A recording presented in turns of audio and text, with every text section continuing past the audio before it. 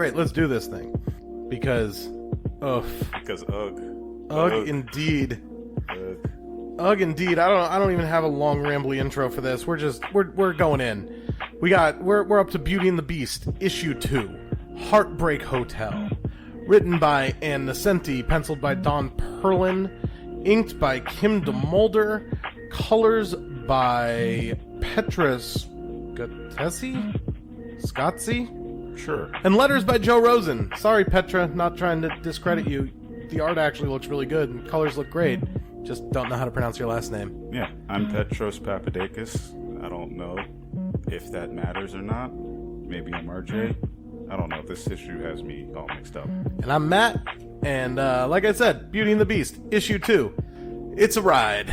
It is a ride. I like the corner box on the cover already. They are embracing. A lot of instant love happening here. Yeah, there wasn't a whole lot of setup, I guess, for this cover, but it's still a pretty cool looking cover. Yeah, for what it is. I mean, Sienkiewicz, we all know Sienkiewicz is a very talented artist, but I will say he draws a pretty mean beast. Yeah. I really like his beast in general. It's a cool looking beast. And credit where it's due, Don Perlin, throughout all 4 of these issues, draws a really good beast too. Yeah. Beast looks pretty good throughout, honestly. Acts, though? Acts leave something to be desired. But we pick right back up where we left off, where Beast finds Allison in that room, glowing. She's sitting up right now. Seems to have a little bit of her faculties back. In the Heartbreak Hotel. Yeah. I guess that doubles as the title for this one. Yes, too. it does. Yeah. Thinking as Beast just sits in the room, almost not quite sitting in the chair like a cool, like laid back youth minister, where you have the chair like backward. No. He's sitting on the back of the chair. On it. Yeah. It's pretty But he is using the seat of the chair to rest his teacup. Yeah. Great balance. And while he's in there, Dazzler's just thinking to herself about how, her own body's rebelling against her. Her power to emit light is out of control. She's trying to hide it, but, she's glowing from her head, too. So it's like, all right. Directly from her head. Yeah, well, not sure what your plan is. And she's shrinking under the blanket like just an embarrassed little girl. And all of this is happening while Ann Nesenti is going on just a rant. The longest rant about the unwanted and feared and how hard it is to be shunned by society. And I'm not even saying any of it's wrong, but is this the place? And it is long. Hank McCoy, also a mutant known as the Beast and a member of the Defenders, one of Earth's most powerful superhero teams, has found something at Heartbreak 2. A lonely, scared woman in need of a friend. A friend. Beast does not want a friend. No, he does not. Beast is going, hey, I heard you one of the other original X-Men. I'm here to up your numbers. Beast heard through the grapevine. Warren, through the grapevine, he got a call directly from Warren going, Beast, you gotta get to L.A., man. Hank, trust me on this. I just saved her, and I took a bullet, so I can't follow up, but she is hot. She's down to clown. Dazzler has this ugly little teddy bear. Or I guess it's a teddy bear. Yeah, I don't know where this thing came from. She says somebody left it while she was sleeping. This thing's a goofy-looking little Muppet. And Beast is just playing all his cards real quick. Oh, he kind of looks like me, huh? And Allie, as they're talking, is just absentmindedly yanking out this bear's eyeball.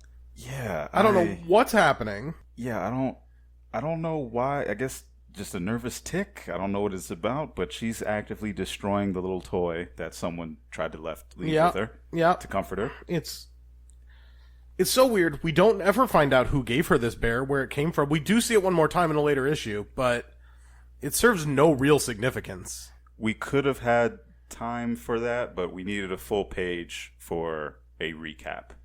Oh, are you talking about the recap where Hugo Longride has a different hair color now? Yeah. So yeah, maybe Petra, I was wrong about your coloring. He was blonde last issue. Now he has gray hair, but I think it switches rapidly throughout these 4 issues. Well, Horsey Dude also looks yellow when he was more greenish, wasn't he before? So yeah, there's a little bit of a discontinuation here. It is a different color from the first issue. Yeah. But I don't know. We are also looking, and it's hard to tell because we're not looking at the originals. We're looking at like the digital reprints in the Marvel Masterworks collection. That's true. So I don't know if the colors have been touched up from the originals and ended up, because of new printing or scans or whatever, ended up looking a little different. I don't want to criticize the colors too harshly. I'd rather criticize the content. And there's just so much here. You could have missed the whole first issue with this full page recap detailing, hey, I went to Hollywood. Everything was going okay, but then everyone found out I was a mutant. Then I was pretty much exiled. Then I met Alexander, and he seemed cool. Then I met Hugo Longride, and he was less cool. Then his name was Hugo Longride. Yeah. Then I started glowing, and I started freaking out. And during that time, I guess you got in a fight with the horse guy. You know the best part of this recap, right? And I'm not even sure why you're here, Hank. Yeah. Well, Allie has no idea why he's even there. +1. Yeah. I'm also unclear on this. Right along there with you. Yeah, that's fair. That is very fair, Allie. I don't really know why he's there either. And then after the recap, we go back to Allie's room. Beast gives her some comforting words. He's going to be there. He's going to help her get better. And then suddenly we cut and they're outside walking on the beach. Allie and somebody who looks like Allie and some old woman in a hat who... Yeah, do we ever learn who this woman in the kimono is? Oh, no, I looked her up. Apparently, I looked up... I was so distracted by a lot of what happens here, I had to figure out where these characters appear again. Her name's Lucy. Okay. She can change the colors of flowers or something. Cool. And these 2 pages are her only appearance in comics. Yeah. And also she looks exactly like Allie, which is distracting and weird. It's a weird choice. Why not make her a brunette or a redhead or something that stands out if she's never going to appear again? Yeah, her hair is a little longer, and she is, I guess, more modestly dressed with the big kimono, but it also is, it's a weird look. It's a very weird look. And as they're walking, first, we see Top Hat Guy looking on from above. He's back. He's like an 80s version of a hipster, but also with a little bit of Clockwork Orange inspiration behind him, with his overalls and striped t-shirt with a top hat. I can't get over his look. His look is pretty special. I love it so much. But he's back. I don't think he pops up again, though, does he? He might briefly. I think he might get throttled by Beast at some point. Maybe, but he really doesn't have... Yeah. For as much setup as Top Hat Guy has, he has no impact on this story, really. Nah. I'm also curious where Dazzler got this, I guess, change of clothes. Maybe they're spare, but they fit her pretty well. They look like your classic, almost like a gym, like some gym clothes, just some gym shorts. They either fit her very well, or they're little boys and don't fit her at all. It's really hard to tell. That's fair. Well, the shorts, though, for the 80s. Oh, no, they're very period appropriate. Those look like some 80s shorts. And then Pajama Boy, who was trying to nobly hide Allie in the first issue from Beast, because he didn't trust Beast. I'm not saying he did anything wrong. He comes running up, stripy Pajama Boy, and we learn a little more about him. Oh. His name is Poltergeist, and he sucks. His name is... Mickey? Ghost or Poltergeist. Poltergeist. Yeah. That's the more upset he gets, the more emotional he gets, the crazier things around him get. Because there's a poltergeist in him, or he is the poltergeist. Here's the thing. He's not sure. It's not that we don't know. It's that he doesn't know, and it's never resolved, and he never appears again after Beauty and the Beast. He appeared in a couple issues of Spider-Woman prior to this. He's the only Heartbreak Hotel resident who had prior appearances. And none of them ever appear again after this. Cool. So yeah, Poltergeist, just the world kind of shakes because the ghost inside him gets mad. I like that they're, introducing everyone's powers. It's like, oh, that's what you do? You can't control it? Okay, that's rough. What about you, Flower Girl? Oh, I can turn this blue flower to white and then to pink. And Allison's response, that's it? And I just wrote, it's mean, but fair. Yeah, fair. You got some losers here. Hank tries to make her feel a little better. Yeah, good old Hank, at least kind of saving. You could be a performance painter or something. Yeah. Okay. And then I do like Hank's inner monologue, where he tries to reassure her to her face, but inside he says, makes sense that nature would have scattered a few lesser powers among all us big-time mutants. Yeah, there's a couple duds in there. Screw you, Hank. There's a couple duds. You really think you won the genetic lottery here? Yeah, not all kids are special. Like, you can flip and stuff, but you're kind of a... I mean, genetically, the blue is your experimentation. Genetically, you just had monstrous hands and feet. Yeah, you were just kind of gross. Yeah, I don't know. And then they flirt a little in the rain, and fine, it starts suddenly raining. And then we cut, and Allie's in a hammock, and Beast is resting in a tree, telling her to drift off to sleep and dream about him. When a clown walks up. Yeah, I don't like this mime. This weird, colorful mime. I want to be very clear about this. We're not jumping around and not giving, like, funny... We're not saying things to be funny or to take context away. There's no context. This is the story. There's no context, and it's infuriating to read. Agitating at the very least. This clown comes up and... Man, he's got a mask for every emotion and starts... talking a lot. Hey guys. Well, I hit the streets and offered the world one of the last great entertainers. Me. And you know what happened? They laughed, cavorted, roared, and begged for more. Then they entertained me in turn with a bit of magic. I passed my hat and poof, they were gone. But that's okay. I love being poor. What good is money when I already have everything I want here at Heartbreak? It's a lot. I don't like this kid. Nope, don't like him at all. I don't like this kid alone. We learned his name is Link. Yeah. Don't know why. Doesn't matter. Yeah. He's terrible. His power is the Triforce. He's absolutely terrible. And his power's not even revealed here. Yeah, Comes into play later. Not yet. He's just kind of a mimey clown. I don't want to call him a full mime because he talks a lot. Yeah, he's yeah. And it was here that I started wondering... Does Simon wonder where Hank went? You think Hank called and was like, hey, Simon, not coming back? You know what? I don't think Simon even noticed. Simon just went about his life. Judging by the way that Simon was treating, hey, you know that horse guy, you could go shake him up, rough him up. Did he fight him? He's probably sitting at home like, wonder if that horse guy killed Hank. Well, time to get a beer. Yep. But anyway... days pass. Yeah, days pass. And this is the second time.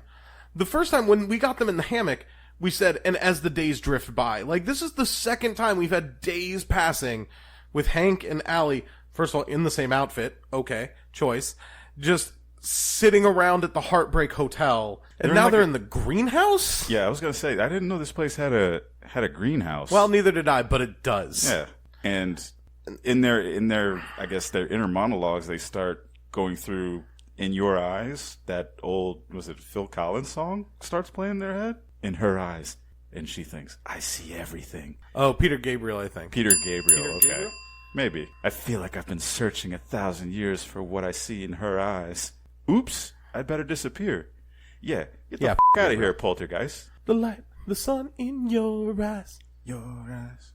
That's the Say Anything song. The boombox over the head. Yeah. In your eyes. I think that's the only reason I know that song. It's the only reason anybody knows that song. Because of John Cusack holding the stereo over his head. Kind of a great song, but still, that's the only reason anybody knows that. That's the reason it's culturally relevant. Yeah. But anyway, yeah, Beast stares in her eyes. They just start thinking romantic thoughts as Poltergeist watches from the plants. I wish I could feel something. Feel anything. Like, try some meditation, buddy. Yeah, he's the worst kind of sad sack. Yeah, dumb. He sucks so much. And as he watches and thinks to himself, he thinks about his interaction with Spider-Woman, who he thinks is dead because of him or something, and the greenhouse just starts shattering because of his internal poltergeist. Man, this sucks. Oh no, he's worried. When he started thinking like that, I just thought of the Mad Men scene when Peter Campbell and Don Draper ride in the elevator, and he's like, "Oh no, it wasn't Peter. It was the copywriter." The guy who plays Jonah on Superstore USA. I can't remember the name of his character. Yeah, Ben. Yeah, is the actor. Yeah, who went nuts. But yeah, when he's like, you know what? I feel sorry for you. He's like, I don't think about you at all. that had to be Jessica's. Thought, if anything. No, he appeared previously, I should say, in 3 issues of Spider-Woman. He doesn't appear in any later. Jessica does not care. I mean, who knows? After this, he may have gone to Texas. We'll get there. Yeah. I hope so. It's dumb. Oh, I hope so. But yeah, the greenhouse glass starts shattering, and Beast dives. Get down, Daz! Beast uses every opportunity to thrust his body on top of Allie. Get down! Don't mind that. Are you all right, Daz? Yes? Don't mind that sausage poking you. I'm sorry. It's that poltergeist. I hate him. I mean me. I hate me. Shut up. He's like, what's his name? At least what's his name turned things around from Dazzler, the movie, Freddy. Oh, yeah. At least Freddy turned around. Maybe, Dazzler should have kissed him on the face to get him to stop saying such stupid things. Mickey, nobody cares. These are inside thoughts. We all have these thoughts. They're inside thoughts. No one cares. No one cares. Just leave these people alone. You save yourself wallowing for yourself. Mickey, we're both cursed by powers we can't fully control. Powers we never even wanted. But I know I'll make it. And so can you. We got the patented... That's like the one patented Dazzler moment where we get her little Girl Scout pep talk. Yep. But, I mean, after that, they're pretty few and far between those moments. Yep. And then suddenly... Sweet relief. Suddenly we cut away. Sweet relief. Death? No, not quite. Latveria. Yes. Doom's back. And what's he doing this time? Well, he's standing on a tower and using a kaleidoscoping telescope to spy on a shepherd on a hill. Sure, man. I didn't even think he was spying on the shepherd. I thought at first, like, this guy just looking at some sheep? Yeah.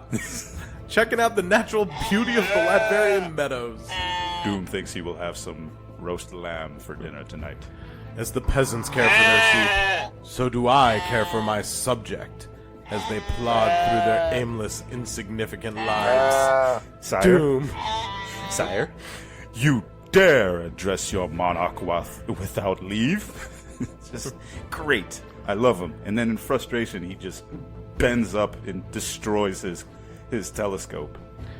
I just love that Doom is just... I love that he just uses a spyglass to check out his citizens. I like that he uses it once, and then he folds and just destroys it. Just great. I also love, and I wish this happened 40 more times in this comic, that any time Doom gets a moment of peace to himself, this guy barges in. Yeah. I love... Because that happened in the first issue, in the art gallery. I wish we just got to see Doom doing weird things like sitting in a sauna with his mask on, and then this same henchman keeps running in and bugging him. I love his disdain for Jarvis's younger brother. I love the fact that he just destroys his tools when he's done with them. And I love his empty gun holster. He does have an empty gun holster. I love everything about this Doom, and I love that he just, likes to check out sheep. I like to think it's not an empty gun holster.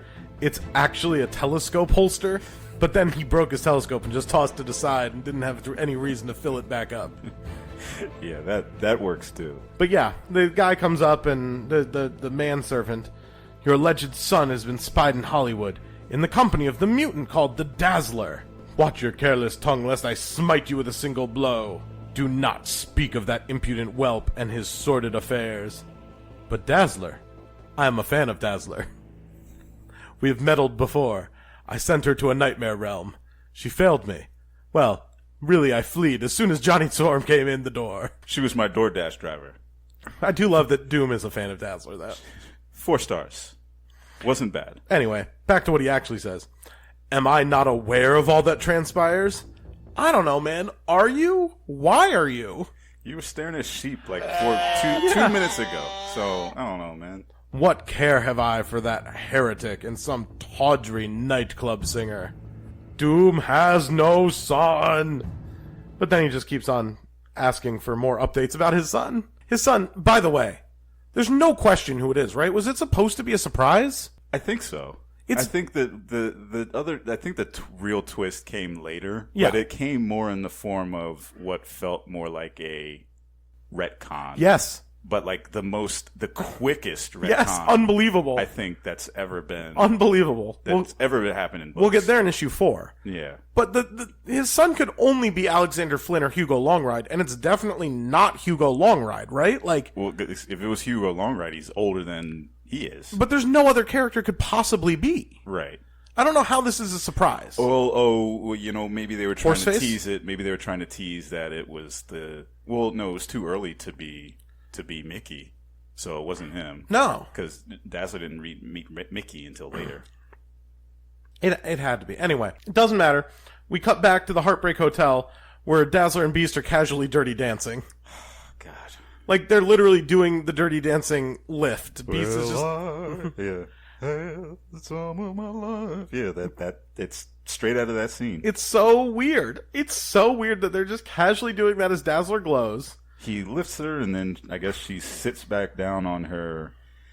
For a place that calls itself the Heartbreak Hotel, it's pretty bare bones. Like inside, like there's a greenhouse, but then the room that Dazzler's staying in is just a mattress on the floor. Yep. It's like where were the priorities for this place?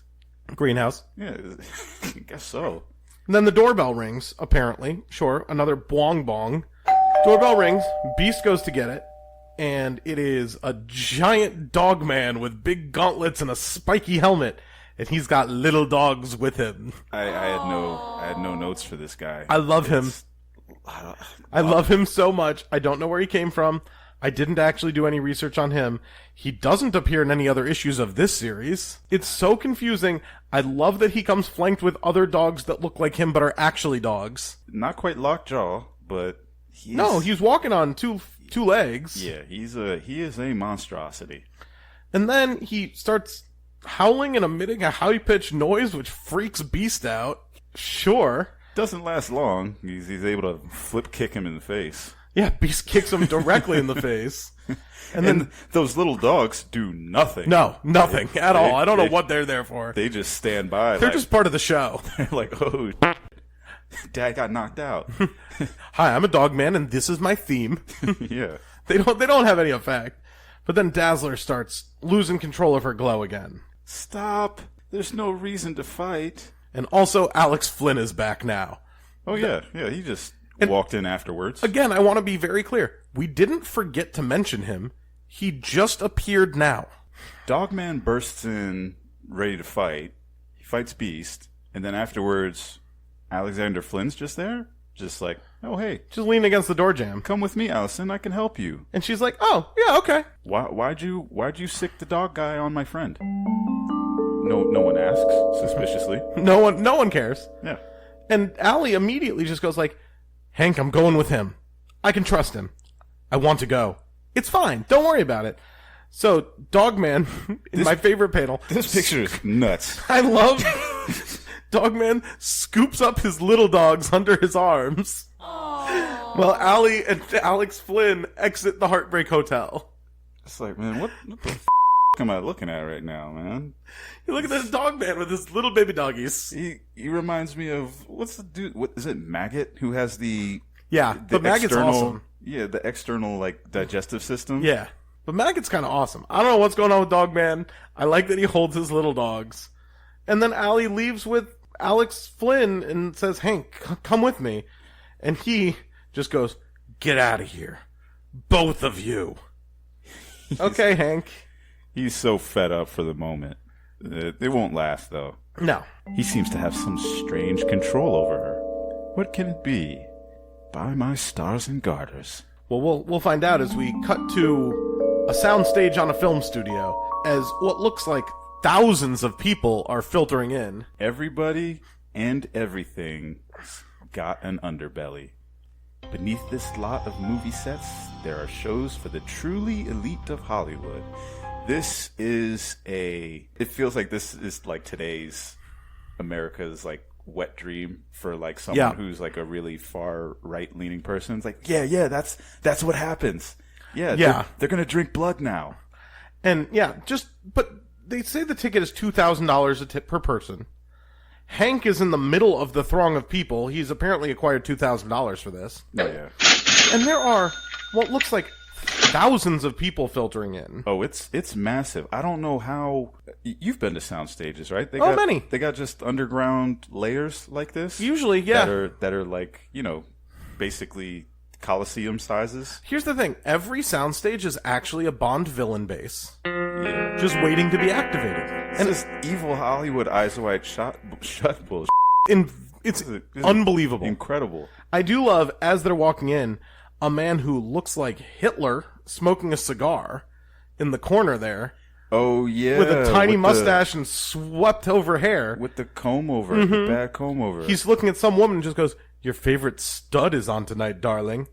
Or, "Your favorite stud is on tonight, darling." I can't do a German accent. And she says, "Yes, the horse. I'm simply breathless." I don't like where this is going. Nope. I don't like the horse guy being referred to as a stud. I need an adult.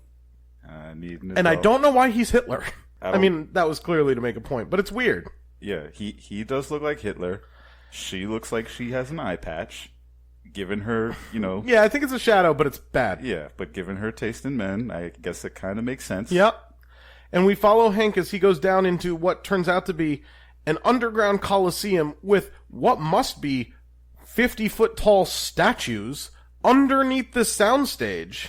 And there's like massive planets too. Yeah, I am very confused as to the architecture of this. There's a woman throwing her panties. It's insane. Oh, she is. I didn't even notice that. It is insane. Insane. She's losing her mind. Yeah, this place is nuts. And she's in like a gown. She's in like a proper gown with like a mink stole. Yeah, she found the time. I mean, at least her panties are clean. It looks like they're white. Kind of boring, but Sure. But she's throwing them. Yeah. She's not even at the front. They're landing on somebody else in the crowd. Right, yeah. No. Those panties aren't getting down to the combatants in this arena. No, they're landing right on that dude's head. Right on that dude's bald head. Yep. Anyway, then we go to the side of the stage where Hugo Longride is trying to convince Allie to go out on stage. And Allie's outfit bothers me here because it looks like... It's close. It looks like her old disco jumpsuit. It's close. But it's purple. And she's not wearing her face makeup, and she should be. It's the perfect opportunity. Yeah, it's really annoying that she's not. Didn't quite go back because she's got the disco ball necklace too. Yeah, and the disco ball boots, but doesn't have the face paint, and the jumpsuit's purple. I don't know why. Yeah. But anyway, Hugo Longride's trying to convince her to get out there, and Allie goes, "But wait, they're fighting," and he convinces her it's a helpless warm up. You just get out there and sing, I guess. They're gonna love you. And Allie believes him, despite him being the least believable creepy guy ever. She gets really excited at the thought of crowds. Yes. And at seeing a crowd. So from that angle, I guess I can understand it a little bit, because she's been, itching to perform again since she's been essentially blackballed. Now she's like, all right, let me go out and let me put on a show. She starts singing. Starts putting on a light show. Starts going over well at first. You see Beast smiling. You see some other people in the crowd smiling. But then they're like, wait a second. She's only singing. Boo. Boo this woman. Boo. Shut up and fight. She goes, no one's ever told me to shut up. Oh, no. And she runs off stage. What's going on? They want some kind of fighter. It's humiliating. Don't worry, Toots. Give them what they want. Give them what they want. We do stage fights here. It's theatrical. Don't worry about it. It's all for show. He sells her again really hard this time. But she doesn't buy it. She doesn't buy it until, and this is important, Alex Flynn tells Hugo to shut the f*** up and tells Dazzler, don't worry, baby. It's not for real. It's just acting. You're talented. You can do it. They want more than song and dance. They want a conflict. Give him a show. It's just a show. And she goes, well, I'll try. You can convince a girl to do anything if you're handsome and you look like Paul Newman. So for some reason, she pirouettes back out on stage. I don't know what this dance pose is.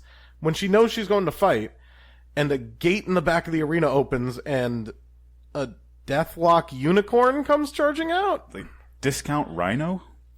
It's hard to tell. He's like a fleshy guy, but his face skin is missing. Definitely his lips are missing. Yeah, he's got no nose. No nose. He's got a big old horn. It's a goofy looking horn, too. Yeah.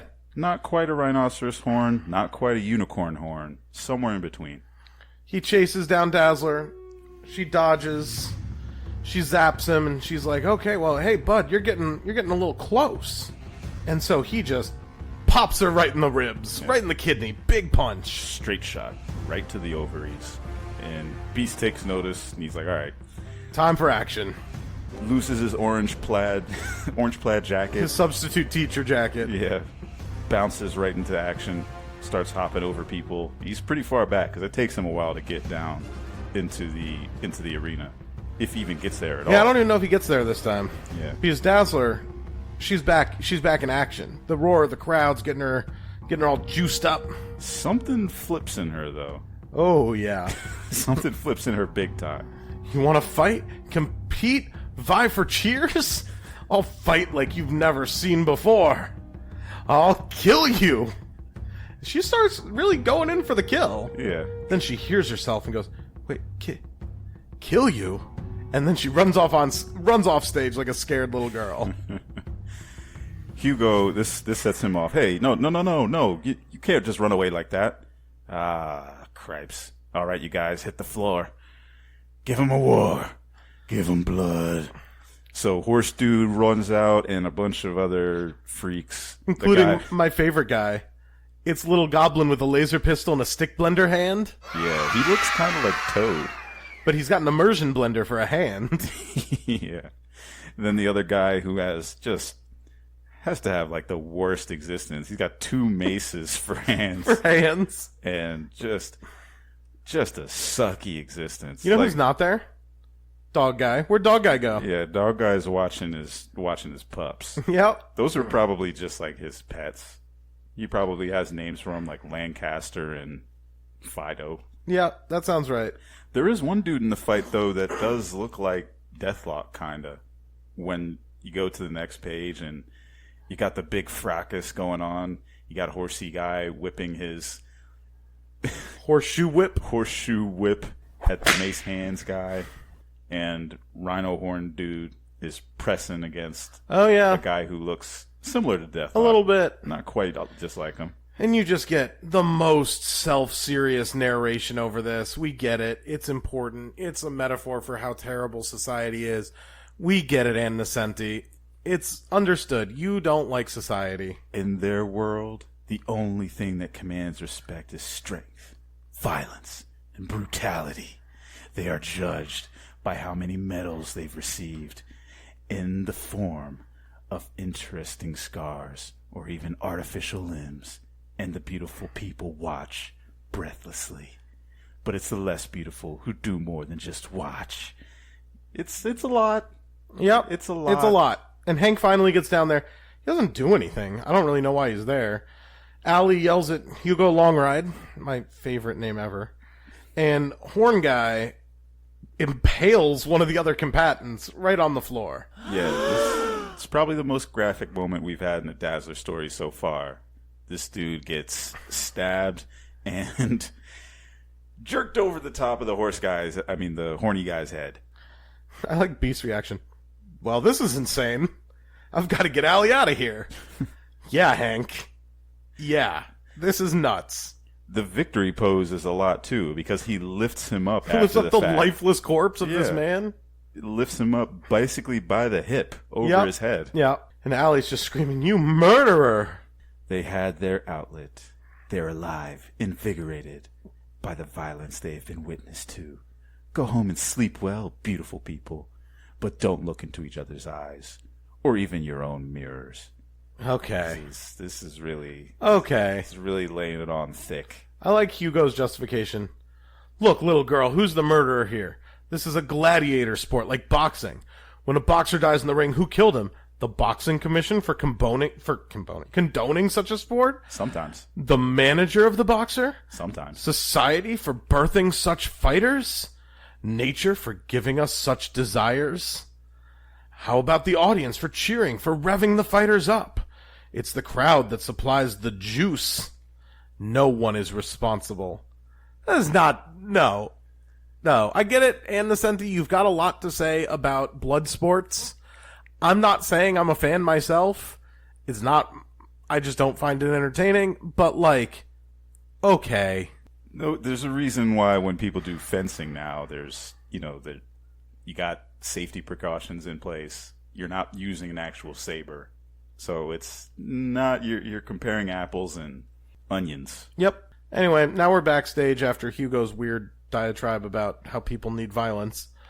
And Allie's in her dressing room, and I'm just going to say green Slave Leia bikini walks in. Ivich? What? Why? I think her name is Ivich. I'm pretty sure her name's... I think it's Ivich. But we're addressed... She's addressing her like we've seen her before, and this is a character we know. Yeah, This is her first appearance. But Dazzler knows her name. Yep. Somehow. Yep. And then, okay, whatever. She's talking about how, like, well, the death was an accident. It wasn't meant to happen, but, we like fighting. It's okay. But death? Really? Murder? And then Rocker comes in. Oh, Rocker in the most glorious of red capes. It is fantastic. It's a good cape. He starts mixing some drinks suspiciously while Dazzler's head's turned. Suspiciously? Talking to Flynn. You say suspiciously like he's not dumping pills into the drink. It's a little more than suspicious. It's a little, there could be anything. There could be some little Alka-Seltzer. I don't know. Maybe some Mentos and Coke. As he's thinking, give it up, Flynn. This will certainly convince her. Well, all your arguments might not. Okay. And then, so she drinks it. She drinks up her spiked, tiny cup of drink. It is a teeny tiny little cup. She's not the sharpest tool in this shed anymore. Idiot. Where she's just accepting drinks from strangers that she didn't see get poured. I mean, I don't even do that. She's an idiot. And then Hank bursts in, just basically says, "Hey, Allie, let's go." And Allie's like, "Hank, there are reasons. It makes sense. There's honor, justice." And Hank wants to take her out of here. Allie's like, "No, this is my place among these killers and monsters." She tries to sell him, too. Here we can be together. We can be accepted. It's so dumb. It's like, what's wrong with you? It's so dumb. No, I can't go. I can't. I gotta stay. You can stay too, please. Because her hand starts glowing again.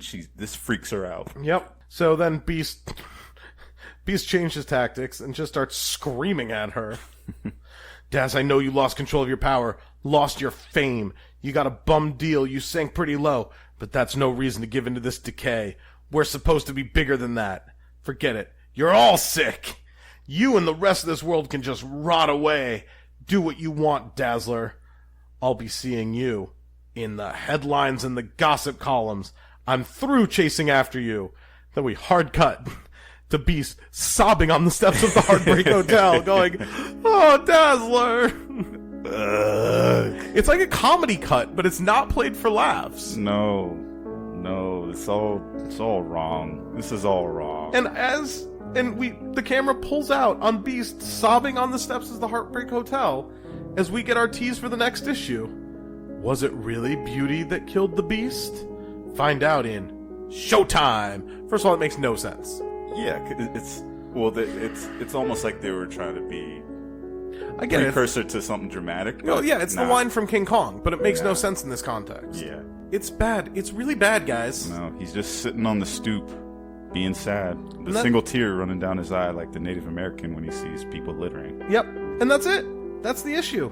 It's really bad. Yeah, this is a rough, tough story. And it gets even weirder when you open up the next issue. Because it's like, wait, what? So with that, we're just gonna, that seems like a good tease. Tune in for the weirdness next week. Yep. We're just gonna cut it there. I don't have any tangents, just this issue weirded me out. It's super weird. I got a lot of more thoughts, but they're just rambling repeats of the same thing. Ivich rhymes with... It does. Ivich, I don't know. She's there, I guess. She is green and wears a metal bikini. Given the lack of subtlety with Hugo Long Ride, yeah, she's yeah, sure. Anyway, it's real bad. Read along, it's fun, kind of. This one, I don't know. In pieces. In pieces. Hopefully we're making it more fun to listen to than it is to read.